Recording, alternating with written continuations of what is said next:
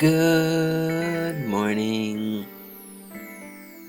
Michael here, and today we continue to look at Psalm 6, focusing on verse 2 and 3, with the exposition from the Treasury of David by Charles Spurgeon. We'll just read the first 3 verses of Psalm 6. Verse 1. O Lord, rebuke me not in thine anger, neither chasten me in thy hot displeasure. Verse 2. Have mercy upon me, O Lord, for I am weak. O Lord, heal me, for my bones are vexed. My soul is also sore vexed, but thou, O Lord, how long? And Spurgeon expounds. Verse 2. Have mercy upon me, O Lord, for I am weak. Though I deserve destruction, yet let thy mercy pity my frailty. This is the right way to plead with God if we would prevail. Urge not your goodness or your greatness, but plead your sin and your littleness. Cry, I am weak. Therefore, O Lord, give me strength, and crush me not. Send not forth the fury of thy tempest against so weak a vessel.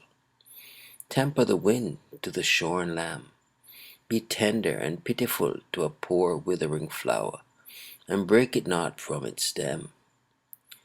Surely this is the plea that a sick man would urge to move the pity of his fellow if he were striving with him. Deal gently with me, for I am weak. A sense of sin had so spoiled the psalmist's pride, so taken away his vaunted strength, that he found himself weak to obey the law, weak through the sorrow that was in him, too weak, perhaps, to lay hold on the promise. I am weak, the original may be read. I am one who droops or withered like a blighted plant.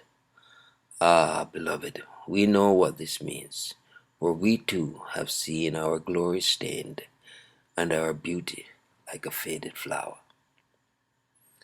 O Lord, heal me, for my bones are vexed. Here he prays for healing, not merely the mitigation of the ills he endured, but their entire removal and the curing of the wounds which had arisen therefrom. His bones were shaken, as the Hebrew has it. His terror had become so great that his very bones shook. Not only did his flesh quiver, but the bones, the solid pillars of the house of manhood, were made to tremble. My bones are shaken. Ah, when the soul has a sense of sin, it is enough to make the bones shake. It is enough to make a man's hair stand up on the end to see the flames of hell beneath him, an angry God above him, and danger and doubt surrounding him. Well might we say, my bones are shaken, lest however we should imagine that it was merely bodily sickness, although bodily sickness might be the outward sign. The psalmist goes on to say, my soul is also sore vexed. Soul trouble is the very soul of trouble.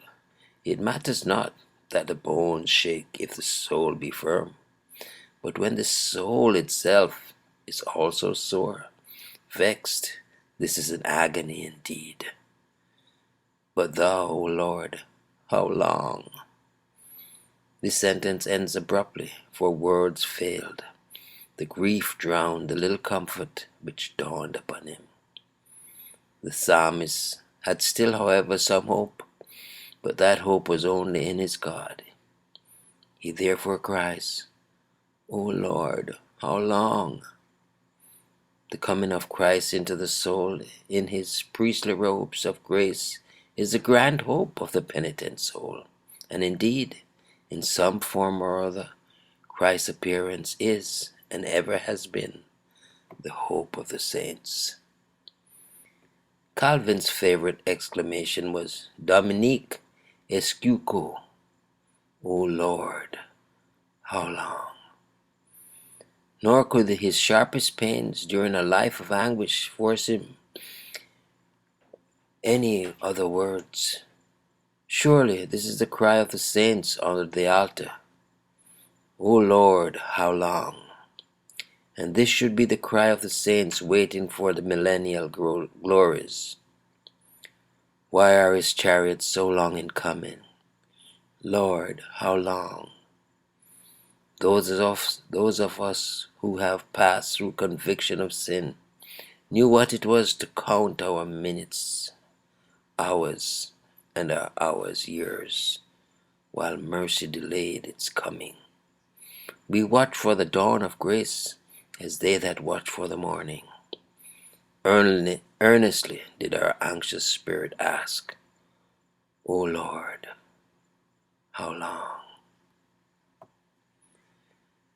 Indeed, indeed, we don't want to have an angry God. Sometimes we have to wait and we cry, how long? Sometimes tribulation lasts. Sometimes it's like the enemy keeps winning. But God be praised. His timing is perfect. His power is unquestioned.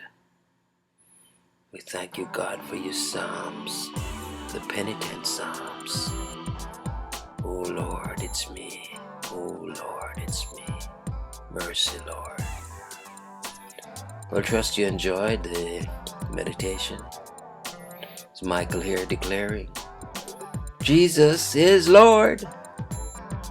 Until next time, be blessed.